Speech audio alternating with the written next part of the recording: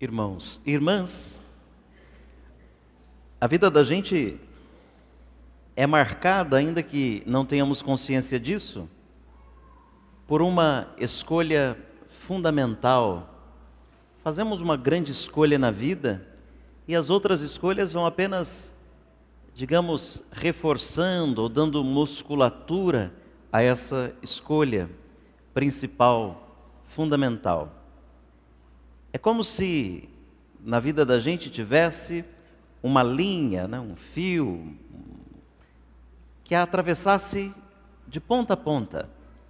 E é em torno dela, como um varal, que a gente vai construindo, dependurando todas as outras situações, escolhas da vida. Na vida cristã, na vida religiosa, isso também se passa. Há uma opção fundamental do cristão. E fazer a opção fundamental por Cristo significa escolher o Senhor, significa seguir o Senhor, significa decidir-se por Ele, aceitando as exigências de conhecê-lo e de agir conforme a fé. Portanto, seria necessário, e é necessário, ser educado no pensamento de Cristo. Necessário ver a história como Cristo a vê. Necessário julgar a vida como Cristo a julga. Necessário escolher e amar como Cristo escolhe e ama. Esperar como Ele ensina-nos a esperar. E viver nele a comunhão com o Pai e com o Espírito Santo. Neste domingo, 21º do tempo comum, estamos encerrando o capítulo 6 de São João. Faz 5 domingos que a gente tem lido e refletido sobre ele. Na verdade, domingo passado celebramos a festa da Assunção, então ele cedeu o lugar. Mas são 5 domingos com esse capítulo 6, que é o grande discurso que Jesus faz na sinagoga de Cafarnaum sobre o pão da vida. Jesus é o pão vivo que desceu do céu. Uma informação que não vai mudar a vida de vocês, mas entre Lucas 9, 18, capítulo 9 de Lucas, versículo 18, e João 6, 69, tem uma distância de 50 quilômetros. Ninguém precisa pegar a Bíblia, 1 metro, e ver se dá isso mesmo, né? A ideia não é essa. A ideia é o seguinte, que lá em Lucas 9, 18, estamos em Cesareia de Filipe, e os 3 evangelhos sinóticos, já ouviram falar dos sinóticos? Sim ou não? Ah, vocês não me escutam. Os evangelhos sinóticos são os 3 primeiros evangelhos, Mateus, Marcos e Lucas. Eles são parecidos, às vezes as leituras se repetem, são sinóticos. São próximos, semelhantes. E João é que escapa. Então, quando falar de evangelho sinótico, estamos falando daqueles 3 que são meio parecidos, trazem as mesmas leituras praticamente. Então, lá em Lucas 9,18, estamos em Cesareia de Filipe, onde os sinóticos, os 3 primeiros evangelhos, situam a confissão de fé de Pedro. É lá, Lucas 9,18, que Pedro vai dizer para Jesus: tu és o Santo de Deus. 50 quilômetros, João 6,69, João hoje que ouvimos, lá em Cafarnaum, na sinagoga de Cafarnaum, Pedro vai dizer: tu és o Filho, tu és o Santo de Deus. Falei que não ia mudar nada a vida de vocês, né? Mas fica aí como curiosidade bíblica. Para ser reconhecido como Redentor do mundo e doador da vida, por meio da sua imolação, da sua oferta na cruz, que nós atualizamos em cada Eucaristia, hoje aqui nesta missa, estamos atualizando o mistério da oferta, da imolação da vida de Jesus para a nossa vida. Ele exige que nós acreditemos nele, que nós acolhamos o seu corpo e o seu sangue. O texto que nós ouvimos nos apresenta temas bastante atuais, podia dizer um tema só, bastante atual. É uma tensão, alta tensão, é uma tensão entre o crer e o não crer. Diante da mesma palavra, tem os que creem e tem aqueles que não creem. Diante da mesma palavra, tem aqueles que se abrem, aderem, seguem, e aqueles que se fecham e recusam e vão embora. Não são poucas as pessoas que hoje se negam a acreditar. Já lhes falei aqui algumas vezes que não me assusta tanto o fato de o Brasil hoje ter tanta gente nas igrejas evangélicas protestantes. Isso me assusta menos do que ter no Brasil hoje quase 10%, ou seja, 20 milhões de pessoas que não acreditam. Quase 20 milhões que se declaram ateus, fora os ateus práticos, né? Aqueles que vivem como se não acreditassem. Quando nós falamos de um protestante, estamos dizendo que ele nega o nosso jeito de crer, mas não o quem nós cremos. Mas quando falamos do ateu, ele nega o que cremos. E quase diz para a gente que somos idiotas, porque cremos. Quem será que deveria nos causar um pouco mais de incômodo? Os que acreditam diferente ou os que negam o que cremos? Às vezes a gente briga errada. A gente elege os inimigos errados. E inimigos não são os ateus, digo o pensamento. Bom, só que essa tensão, esse conflito, essa situação, ela é presente na história da igreja quase desde sempre. A igreja que é o corpo de Cristo. São muitos os que querem justificar a sua não crença, a sua descrença, amparando-se no aspecto humano dos cristãos.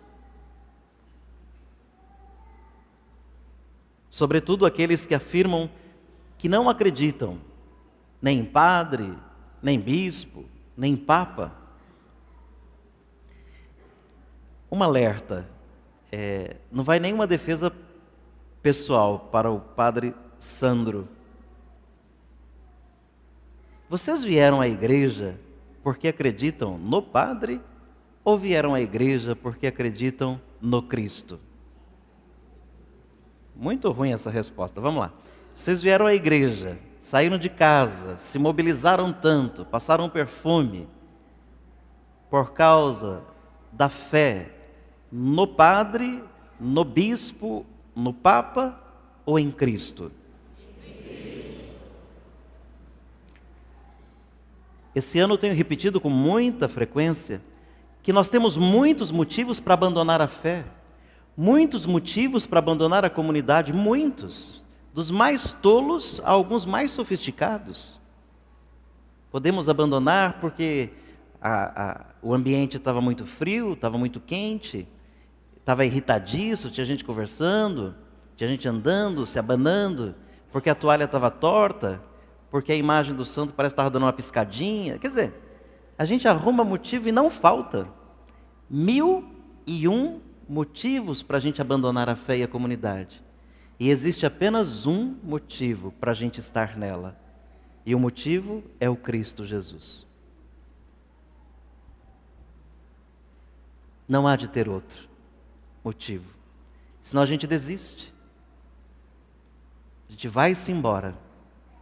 É claro que não se deposita a fé nos padres, mas no Cristo. Porém, para aceitar a Cristo é preciso aceitar sem radicalismos, nem exigências angélicas, aos que formam a igreja, com as suas limitações e os seus condicionamentos humanos. De novo, alerta, não é uma defesa da minha pessoa, não tenho necessidade disso, pelo menos não agora. Mas quando Deus me chamou, 7 de setembro completarei 14 anos como padre, já entrei no seminário há 23 anos, estou velho, né? Então, Ele não destruiu o que eu sou, Ele não me fez uma nova pessoa, Ele não retocou nada em mim, Ele me chamou porque me conhecia, Ele chamou os outros porque eu os conhecia, porque precisava deles. E é com isso que a gente tem, se eu sou amoroso, um padre amoroso, se eu sou rancoroso, um padre rancoroso. Se eu sou um temperamento bem temperado, um padre bem temperado. Se eu sou um temperamento destemperado, um padre bem destemperado. É assim. Vocês conhecem mais de um padre, sim ou não? Digo conhece sim, não da TV, né? Vejam, quantos tão diferentes. De repente tenho algo aqui que destaca-se em mim, que o outro lá não tem, mas ele tem algo que destaca nele, e para você seria mais interessante do que o que se destaca em mim. E daí? Todos estão a serviço. Só para dizer que a igreja, ela existe por causa do Cristo, não por causa dos padres, não por causa do Papa, não por causa dos bispos. E por causa do Cristo e da igreja é que existem os bispos, os papas e os padres. É o contrário. Então, sempre fixemos a nossa atenção em Jesus. Agora, gente, não é fácil aceitar a mensagem de Jesus na sua integralidade, crer em suas palavras. A gente diz, professa, fala, mas na hora que é exigido na vida, a gente sabe que não é fácil. Tinha um professor da teologia que ele fazia a seguinte observação para a gente. Meio engraçado ele, mas ele dizia assim: vocês acham, e agora eu para vocês, né? Vocês acham que quando Jesus se sentou para a última ceia com aqueles apóstolos, tomou o pão nas mãos e disse, partiu o pão, agradeceu a Deus, e disse, isto é o meu corpo, vocês acham que eles entenderam alguma coisa? De pronto?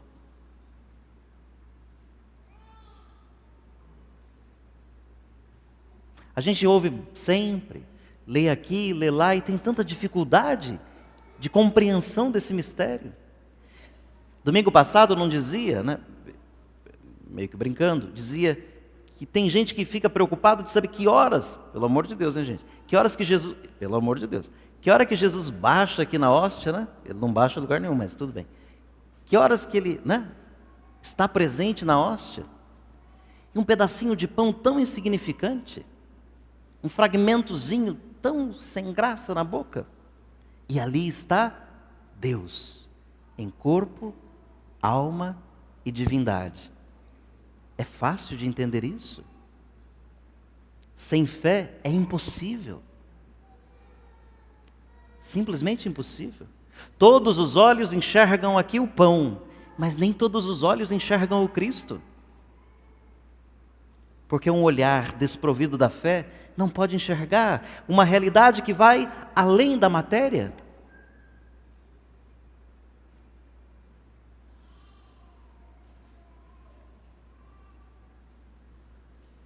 É como aquele que olha a beleza da vida, percebe a presença de Deus em tudo. Tem aqueles que olham aquela árvore florida, nesses espécios todos floridos, acham um espetáculo. E tem aquele que olha para o chão cheio de flores e diz, olha quanto lixo. Um diz que a árvore é bonita, outro diz que produz lixo. É um olhar, me parece, desprovido da beleza, um olhar muito pragmático. Desculpem os palavrões, mas tem mais ainda, viu? Não é tão simples assim reconhecê-lo como o pão descido do céu. Ainda mais que estamos no mundo marcado por sistemas filosóficos, sociológicos, fechados no materialismo, que só acredita naquilo que pode ver, pode provar, desmembrar, montar, fazer. Na matéria, só a matéria que dá sentido, como o positivismo, o marxismo, o pragmatismo. É um mundo que está fechado nessas coisas e fechado para as realidades além. Outro palavrão, para o transcendente, para os céus. Gente que não busca mais a vida eterna, prefere ir para a festa. Uma vida fútil, inútil, uma vida de prazeres, sem consequências. E fica por isso mesmo. Uma vida fechada sobre si mesmo, cujo Deus é o estômago, as preocupações muito menores, e se desesperam perto da morte, e odeiam ver a realidade da morte, e odeiam passar onde tem, odeio, eu estou exagerando um pouco, né? Odeiam passar onde tem só idosos, aqueles que estão debilitados em demasia, porque assusta saber que aquele pode ser o nosso fim.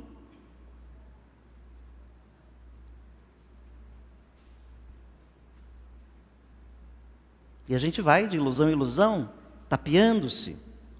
Mas o Senhor veio abrir, dizer que a sua palavra não é uma palavra qualquer. A sua palavra é espírito e vida. A sua palavra é uma palavra vinda do céu, uma palavra que se realiza, que toma corpo, que toma gosto, que toma sentido. Nós poderíamos, como São Pedro dizer, depois que ele viu o povo indo embora, né? Eu estou dizendo tudo isso aqui porque Jesus estava no discurso dizendo que ele era o pão da vida, que tinha que comer da carne dele, quem não comesse da carne dele não ia para o céu, não ia ter a vida nele. E eles pensavam que tinha que fazer um churrasquinho com a carne de Jesus, que é o que eu estou dizendo. Nem todos os olhos que veem o pãozinho aqui em cima do altar, a hóstia, enxergam Cristo. Não são todos. Não são todos. Eles achavam isso, então diziam assim, puxa, que conversa difícil, que conversa mais besta, né? Fosse nós assim, né? Que dura de entender isso, como que a gente pode suportar essa ideia? Aí começou a ir embora, vai embora, aquela multidão começou a ir embora, porque a multidão estava à procura de sinais, queria pão para comer, queria ver milagres, paralíticos se levantarem, e perdia o Senhor dos milagres, e perdia a presença do Senhor ali. E quando ele viu o povo indo embora, ele virou para os 12 que ele tinha escolhido, chamado pelo nome, e disse assim, vocês também querem ir embora? Vocês também querem ir embora? Gente, para nós é importante recordar essas palavras de Pedro, nos momentos de dificuldade, de vacilo da vida, quando a gente se sente na tentação de abandonar Jesus, de deixar a comunidade, de nos entregarmos a uma vida cômoda, deixa como está para ver como é que fica, uma vida descomprometida, quando tudo parece que está na banguela mesmo, deixa seguir, né? Segue o cortejo. Nessa hora é importante que a gente se recorde dessa palavra de Pedro, Senhor, a quem nós iríamos? Se só o Senhor tem palavras de vida eterna, a quem nós iremos? Só o Senhor tem palavra de vida eterna e nós cremos, firmemente cremos e reconhecemos que Tu és o nosso Deus, o Santo de Deus. Mais um dedo de prosa.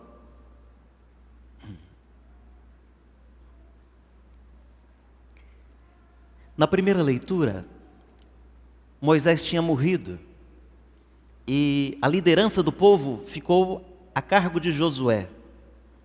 Josué era o substituto, digamos assim, de Moisés.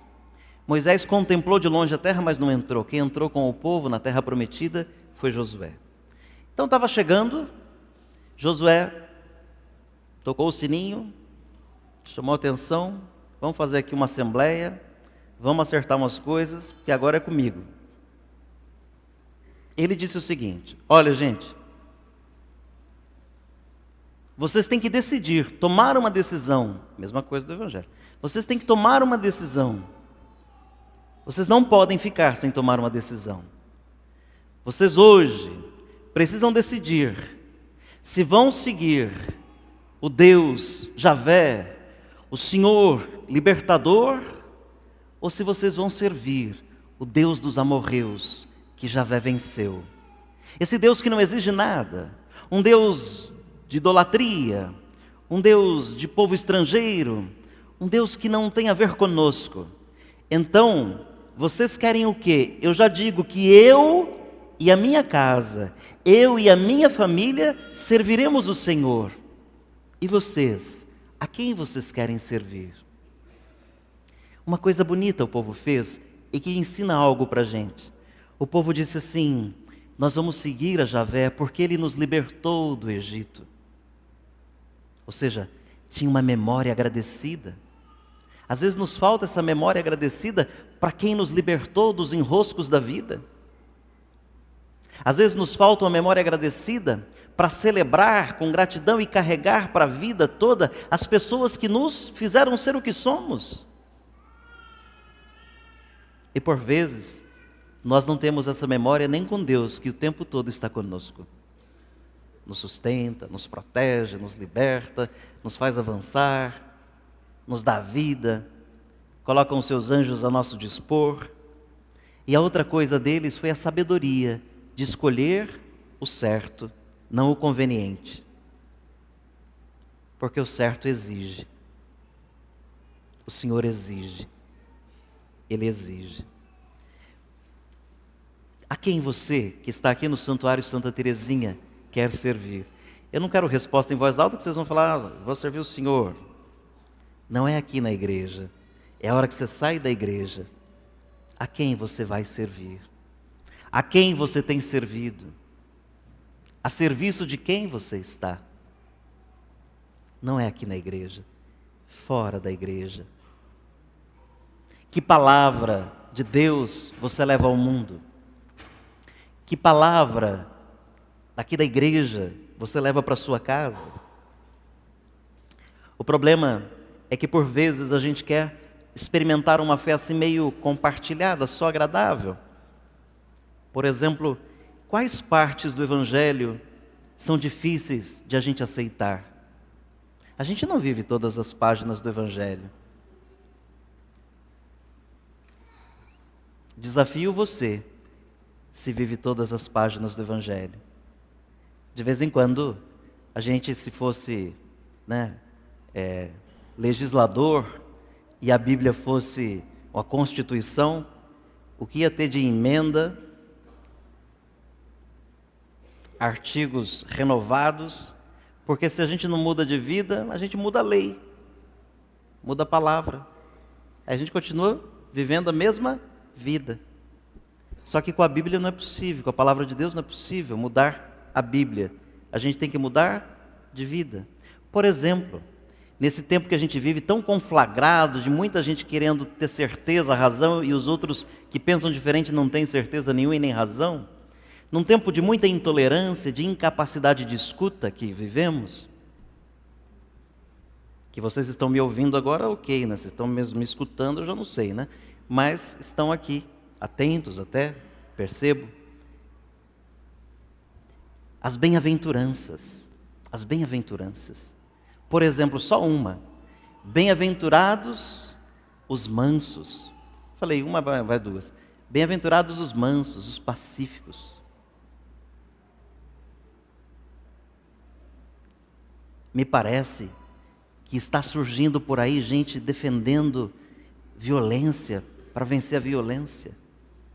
E a gente vai gostosamente, assim, como se não tivesse bem-aventurança na Bíblia, como se não tivesse o ser pacífico de Jesus na Bíblia, aquele que deu a vida, mas não tira a vida, aquele que diz assim: não tenha medo de quem mata o corpo, tenha medo de quem faz perder a alma. A gente só vive da Bíblia aquilo que nos é conveniente. E o que eu estou dizendo é muito sério. Muito sério. Talvez estou dizendo de um jeito mais manso assim, mas é muito sério. Ou aceitamos o Cristo, ou fazemos dele o que nós queremos. Vocês já ouviram falar no Dom Helder Câmara? Sim ou não? Dom Helder Câmara foi um arcebispo brasileiro, era um sujeito mais miudinho, muito simples, mas muito forte, e teve bastante presença na época mais difícil da ditadura no Brasil. Mas só para dizer assim, né, dando dele o exemplo de como a gente seleciona as coisas. Por exemplo, antes de falar dele, se eu me esquecer vocês me lembram, tem gente que, enquanto o padre fala assim de bênção, de amor de Deus, de libertação, de cura, enquanto joga água benta nas pessoas, é um amor. Se ele diz onde é que você tem que mudar de vida, vixe, o padre anda meio, sei lá, exagerado. A igreja anda meio retrógrada, onde já se viu nesse tempo que a gente está, pensar essas coisas, pregar essas coisas, falar dessas coisas. Já ouviram isso? Já falaram isso? Já pensaram isso? A gente tem selecionamentos. Mas voltemos ao Dom Helder. Ele diz assim: eu dou comida aos pobres, me chamam santo. É uma frase famosa dele, podem procurar, ele é muito poético, né? Se eu dou comida aos pobres, me chamam santo. Se eu digo porque os pobres passam fome, me chamam comunista.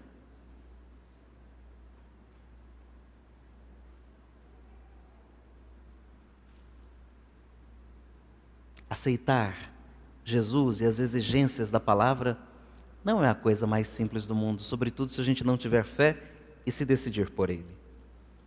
Vamos, para terminar essa conversa, vamos pedir ao Senhor que Ele nos dê a mesma compreensão que deu a Pedro, para que a gente também não saia aí à procura de gente falando qualquer palavra, e não falta gente falando qualquer palavra. O que não falta é gente falando. Rubem Alves tem um texto famoso também, chamado Escutatória. Ele diz assim que ele só via propaganda de cursos de oratória. Todo mundo quer aprender a falar, mas falta um curso de escutatória, para aprender a escutar. Que o Senhor nos dê a graça de escutar a palavra da vida e de hoje nos decidirmos por Ele, não só aqui dentro da igreja, mas por onde os nossos pés pisarem. A compreensão de não perder a lembrança de tudo que o Senhor fez por nós e de tudo que Ele prometeu e realiza para nós. Senhor, a quem iremos? Só Tu tens palavras de vida eterna. Nós cremos. Louvado seja nosso Senhor Jesus Cristo.